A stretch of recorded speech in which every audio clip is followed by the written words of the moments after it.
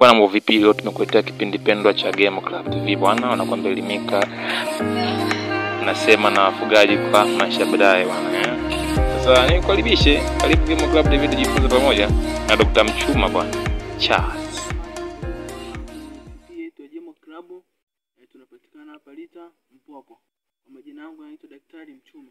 Siku ya leo nimependeza sana tuwaletee magonjwa ya kuku na jinsi ya kutibu. Tutaanza na ugonjwa wa kwanza ambao unaitwa kipindupindu.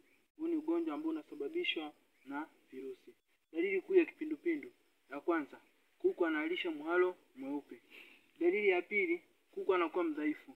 Dalili ya tatu, kuku anakosa hamu ya kula chakula. Na namna gani uweze kutibu ugonjwa kama huu?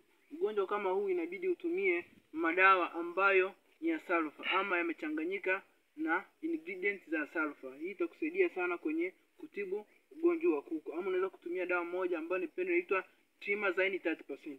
Ugonjwa wa pili nitazungumzia ugonjwa wa salmonellosis ama wanasema kwamba typhoid. Huu ni ambao unaokumba sana kuku kuanzia umri wa miezi 0 mpaka miezi 3.